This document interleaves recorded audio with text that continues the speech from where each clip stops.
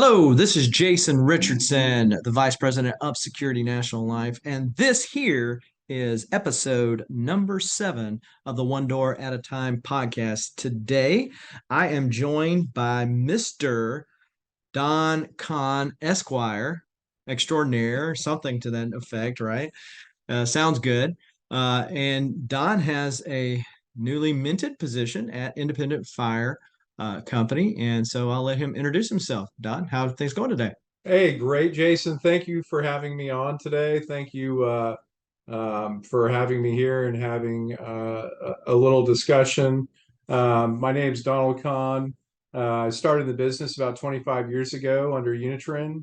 Learned a lot of good information. I learned home service really because that was the foundation of what we did. And then I moved on to Delta Life, believe it or not, in 2011. Was an agent with them for about 2 years. And then I had great training at Unitrin. With the training I had gotten, I had met the qualifications to become the chief agency officer or the vice president of agencies for Delta Life and Delta Fire Casualty, and was there doing taking care of the modest income market, taking care of their basic insurance needs, taking care of our clients, at the same time taking care of our agents and making sure that we forwarded the mission of Delta Life and Delta Fire to grow that block of premium. At the same time, taking care of the agents as well. And then I found, and really to me, it's a God thing. In fact, you're the individual that forwarded my name over to Ray White who's on the board with Independent Mutual Fire. The And check's in the mail, right? exactly. Okay, great. I would have brought it with me, but it was just too big and Oh, too okay. many zeros. Publishers Clearinghouse style. God, I like Right. it. It'll show up with the balloons. The fanfare and all that kind of good stuff. Exactly. That's great. Well, so now you're at the fire company. So let's back up a minute. And if you're new to the podcast, if you haven't already done so, be sure to smash that like button or the applicable sign of appreciation on whatever platform that you are listening on this to on today, and consider subscribing to the channel. So on these podcasts, we like to interview other people that are in the home service business, whether they're with Security National, who I am with, or in Don's case, with another what you would say competitor, if you will, but somebody in the same space as us. And we talk about some of the good times and maybe some of the bad times, and hopefully give you some sales tips along the way. Hopefully, you'll find it interesting enough to smash that like button. So, as we get back on track here, Donn, of course, you've kind of run the gamut with various different companies and ended up where you're at today. And you're actually the first person that I have interviewed on this set of podcasts that is outside of Security National Life. Everybody else has been either a manager with the company or been an independent agent with our company. So you're Okay. the first. They say you always remember your It's first. man, I will go with it's a that. true honor, Jake. It really is. It really is. So, but the wonderful thing about fire insurance, and for those of you who are familiar with our line of business, you this is old hat to you. But for those of you who are not, the fire policy has always been a great door opener to the life policy, and I feel like as we have partnered with Independent Fire, and as you partner with other companies in our space, I feel like you can do nothing but add value not only to the agent in the way of increased sales, increased commissions and renewals, but also in the way that they're able to keep agents, competing agents, out of their houses, right? Do you want to kind of Exactly. elaborate on that? That Yes, definitely. Just going back a little, I made the vast majority of my money the first year I was in the insurance business, knocking on doors and prospecting for fire insurance. People in our modest income market niche, the modest income market, a lot of times they're more comfortable talking about property insurance and protecting the things that they own, versus life insurance, where they have to face their own mortality. And yes, COVID kind of changed those aspects a little, but we're slowly going back to where they're more interested in protecting the property that they own. And so, fire insurance is a beautiful door opener. It's you get the whole wide span of the demographic. Men and women will talk about it openly, and again, it's a great door opener. And then with Independent Mutual, I would tell you that the rates are very competitive, but the benefits of what we offer are outstanding for that marketplace that we're in. They completely satisfy, the market niche. And what it does is if you're an independent life agent and you have a fire license, but you're not partnered up with a company, it's in our name, Independent Mutual Fire. We're an independent company. We're not going after life insurance. We're simply focused 100% on providing good property insurance. Not necessarily a perfect renter's plan, aka renters, but it's a policy that takes care of their contents from fire, lightning, explosion, civil commotion, riot, aircraft, land vehicle. The main things are the lightning and the smoke damage. And we have a lot, everybody on here that's an agent has had somebody that, or even yourself, has had a loss in the property side of the house. And we all know how, devastating that can be if you've got no insurance. I would say statistics show that about 70% of folks out there they don't have any insurance at all. I would tell you in the home service marketplace, it's about 90% don't have any fire insurance and 70% don't have life insurance. And so it's a great door opener. You get in with the fire insurance, they're comfortable about talking about that. You write them up, and then that lets you into the house, right? So now you're their agent, and you can talk to them about, the benefits of life insurance in a non-threatening kind of environment, now that they're open to receive that information. And then again, on the flip side of that is that you're locking that house down.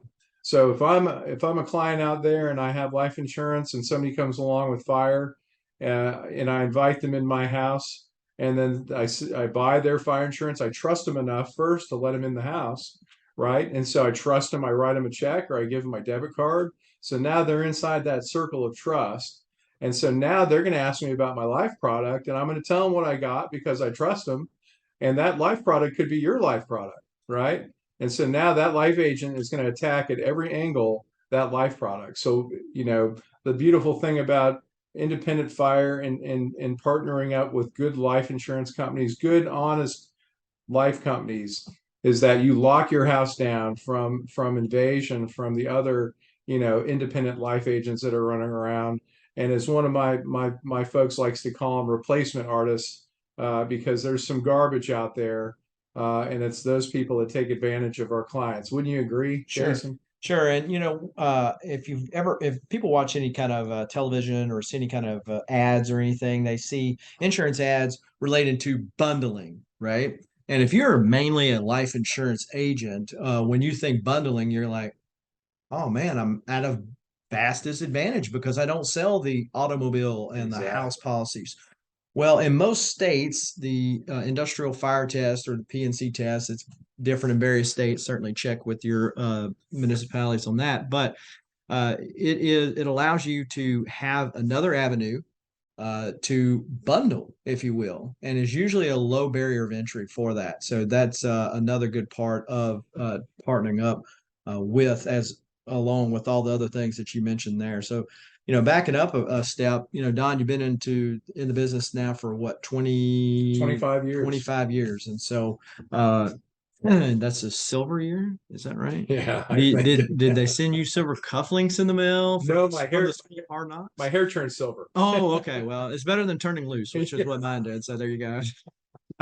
so, um, so yes, you've definitely, as I and others that have been on this podcast have learned at the School of Hard Knocks, but we had a lot of fun along the way.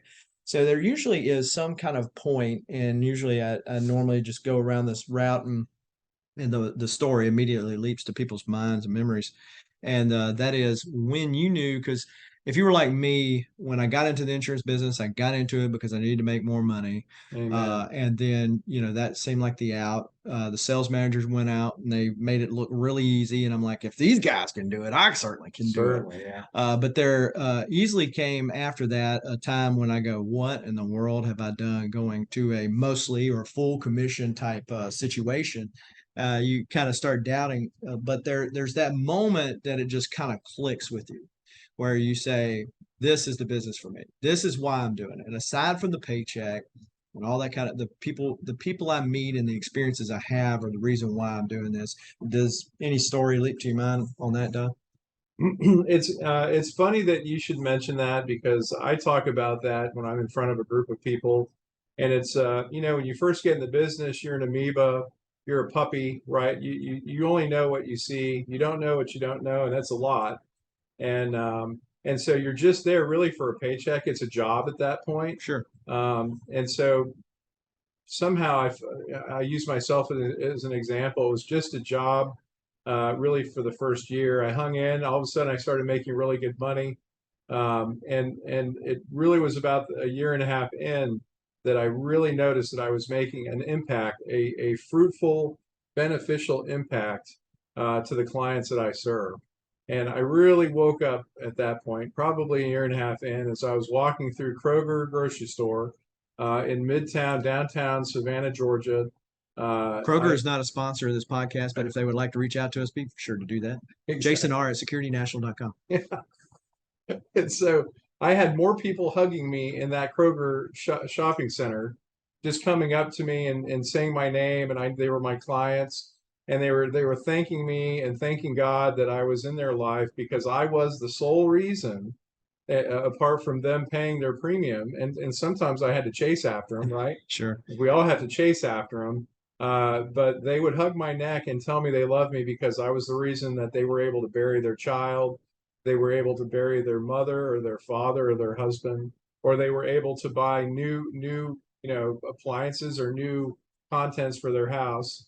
Otherwise, they wouldn't have had a vehicle. Nobody keeps that kind of money in savings, certainly not in the modest income market. I mean, probably not even in the normal markets, right? Sure. And so we provide stability, we provide comfort, and we provide finances when people absolutely need it most in their life at a certain time. And that's when it really clicked. And then I was stuck. Well, and I guess for me, and then as it has been for many of the people, that one moment that just kind of hit them hard was related to that. And they delivered their first death claim check, and so then you're like, wow, it's not just a empty promise, that sometimes they keep the policy, sometimes they don't.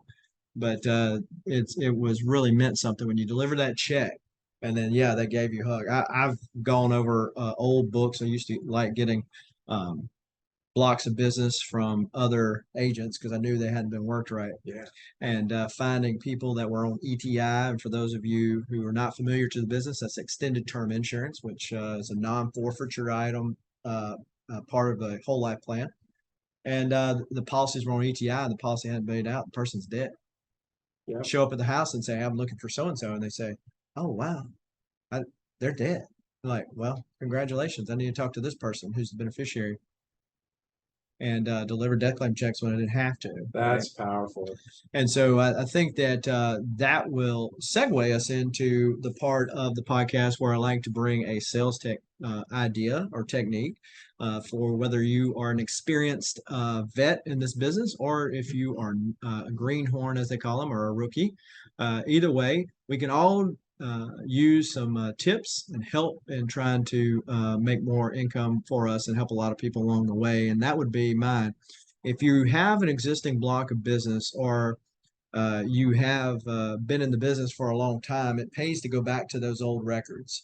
It might be that these people who lapse their policy have gotten into a better situation. It might be that these people, as I mentioned, they're on ETI, but now they're passed away, and I need to pay them out a claims check.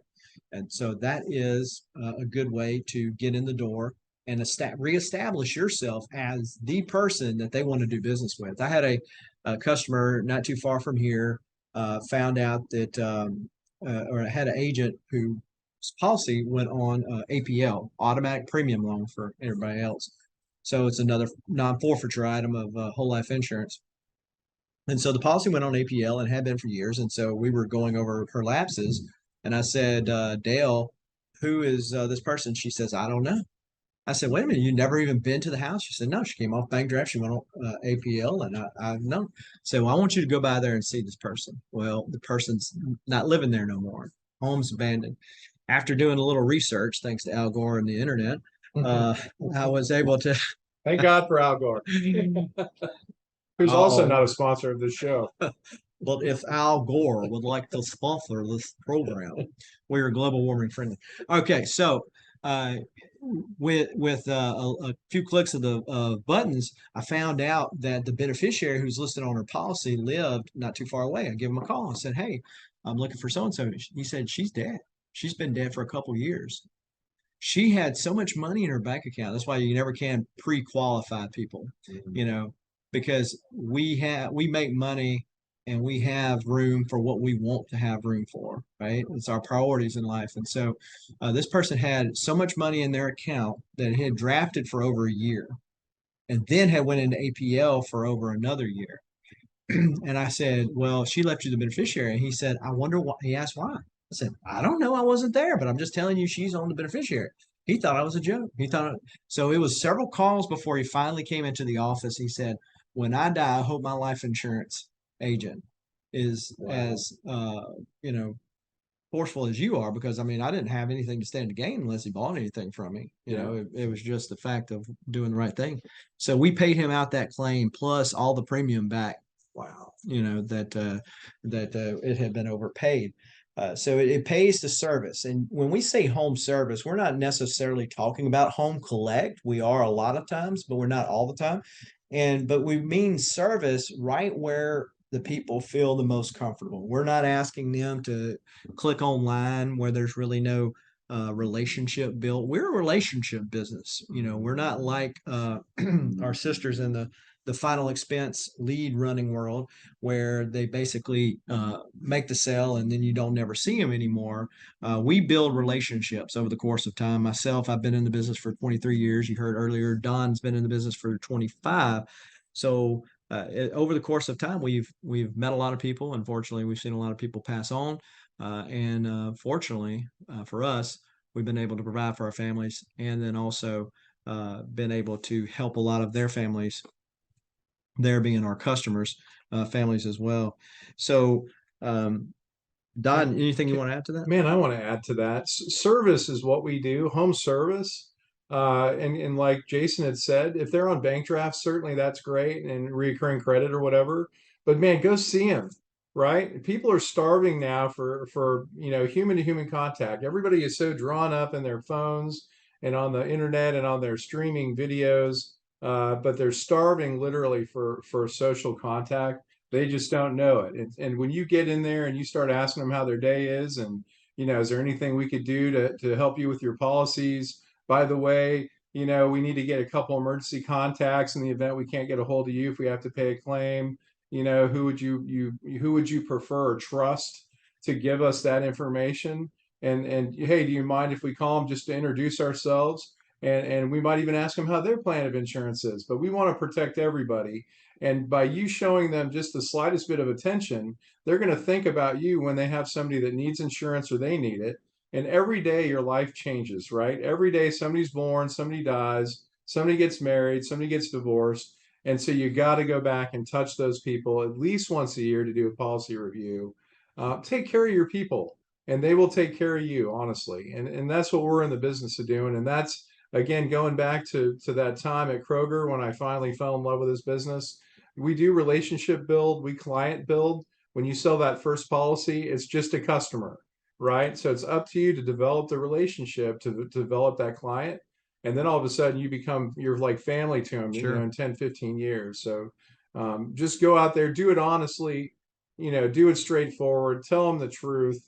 And don't ever try to hurt a client because that is the worst thing you could ever do out there because you've got their trust and protect them. And that's really that's it. What do you think? Sure, sure. And for those of you who might be listening that you just happen to randomly click on Spotify or YouTube and see uh, this podcast, or you're just listening to it now, and this sounds like Greek to you, that's perfectly fine.